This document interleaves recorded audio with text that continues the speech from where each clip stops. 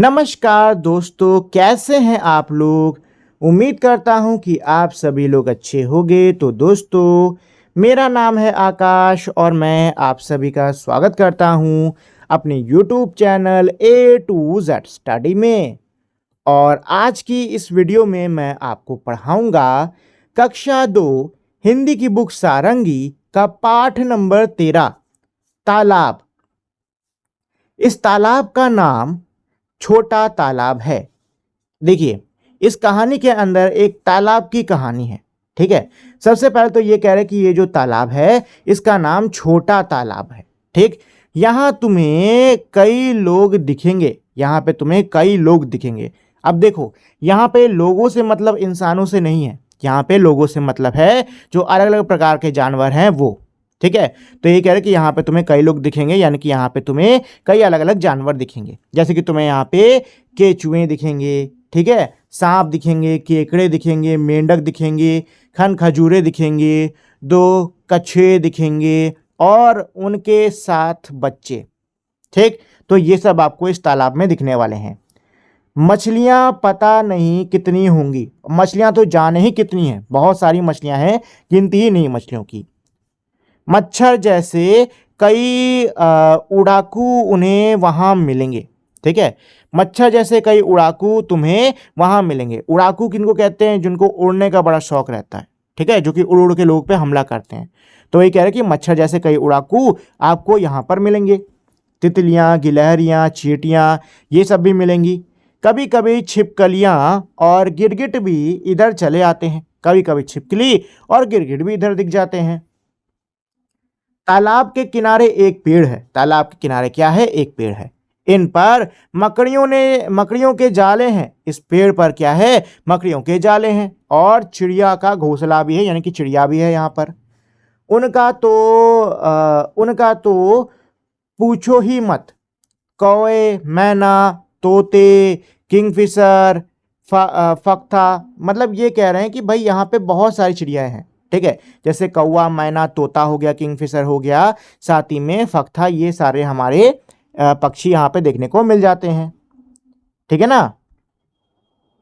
चलिए, आजकल एक सेकेंड, आजकल सर्दियों के दिन है। आजकल कौन सा मौसम चल रहा है भाई? सर्दियों का मौसम चल रहा है। मैं रोज इस तालाब को देखने आती हूँ। जो ये लेखिका हैं ये कह रही हैं कि ये रोज इस तालाब को देखने के लिए आती हैं।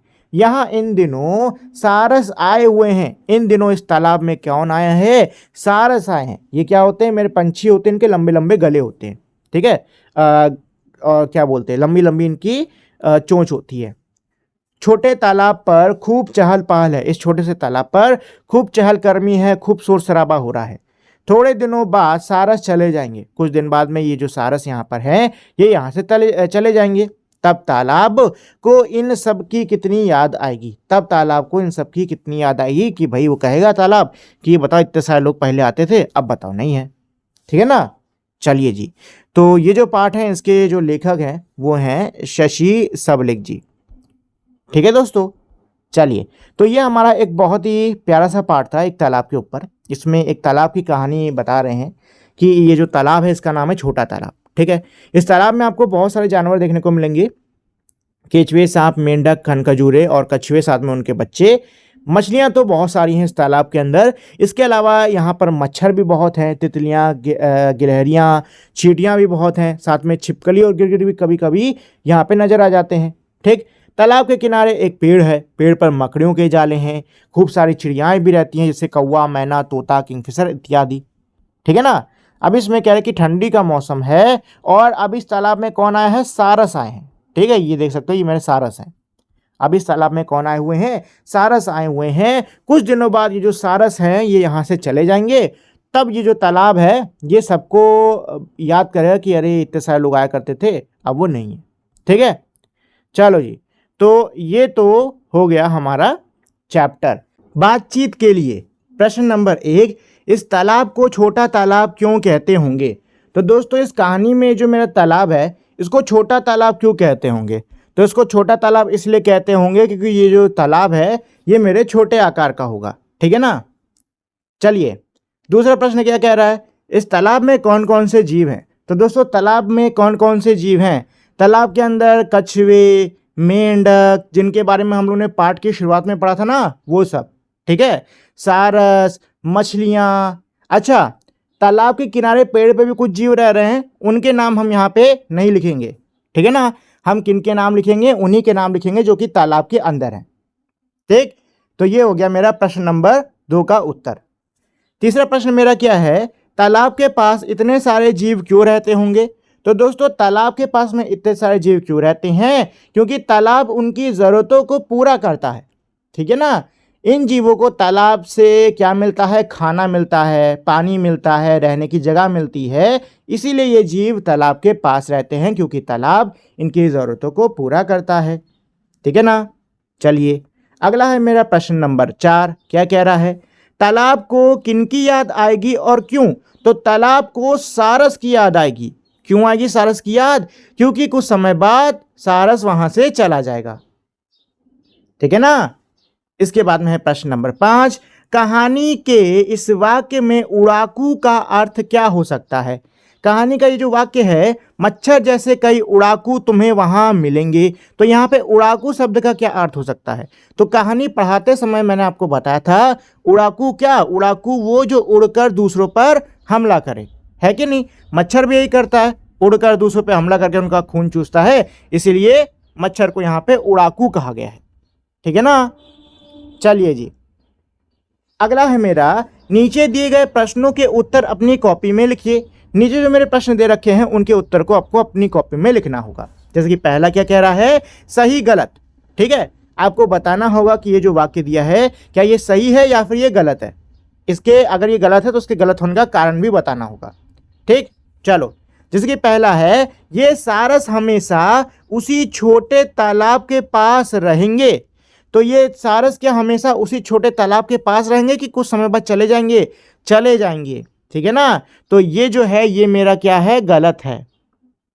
ये वाक्य मेरा गलत है, क्योंकि कहानी पे साफ साफ लिखा गया है कि सारस कुछ समय बाद वहां से चले जाएंगे। ठीक है, दूसरा मेरा क्या है? यह कहानी गर्मियों में लिखी गई है। ये कहानी गर्मियों में लिखी गई थी? नहीं भाई, कहानी में साफ साफ तौर पर लिखा गया है कि सर्दियां आ रही हैं या फिर सर्दियों के दिन हैं। ठीक है ना, सर्दियों का जिक्र किया गया है कहानी में। ठीक, तो ये दोनों ही गलत हुए मेरे। चलिए प्रश्न नंबर 2 पर आते हैं। आप तालाब के पास होते तो क्या करते? लिखिए। दोस्तों, अगर आप तालाब के पास होते तो आप लोग क्या करते? तो आप लोग के मन में इस लाइन को पढ़कर जो भी जवाब आ रहा है ना, वो लिख डालो कि मैं तालाब के पास होता, ये करता, उसमें कूदता, उसमें उछलता, जो भी करते। ठीक है, उसको लिख डालो। चलिए तीसरा प्रश्न मेरा क्या है?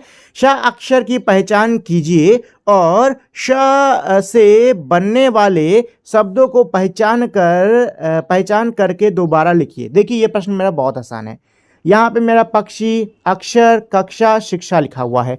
यहाँ पे डॉटेड है, तो आपको पेंसिल से इसको क्या करना होगा? मिलाना होगा। और उसके बाद में आपको बिना डॉटेड वाला यहाँ पे दिया हुआ है, तो यहाँ पे आपको इन अक्षरों को क्या करना है? लिखना है। इन शब्दों को क्या करना है? लिखना है।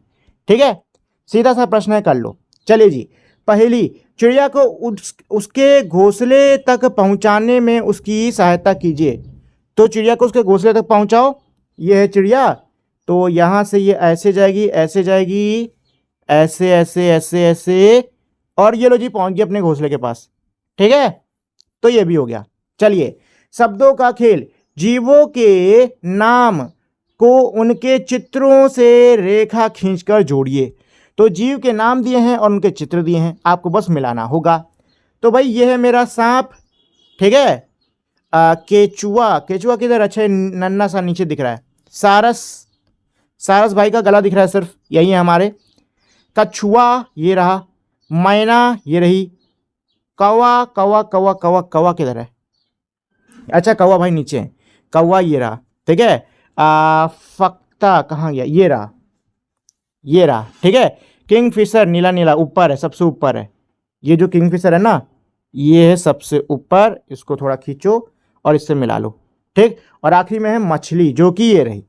ठीक है ना, चलिए जी, तो ये मेरा प्रश्न हो गया। अब देखो इसके बाद में क्या है? चित्र और बातचीत, फूलों की दुनिया। तो यहाँ पे मेरा एक बहुत ही प्यारा सा, बहुत ही सुंदर सा चित्र दिया हुआ है इस पाठ के अंत में, जिसको कि आप लोग देख सकते हो। ठीक है। तो इस चित्र में देखो क्या हो रहा है, इस चित्र में फूल है, फूल पर ये एक बच्चा बैठा हुआ है, ठीक है। ये मधुमक्खियाँ इसके लिए वो माला वाला लेकर आ रही हैं। तो देख सकते हो बहुत सारी चीज़ें हो रही हैं हमारे इस प्यारे से चित्र में, ठीक है ना दोस्तों।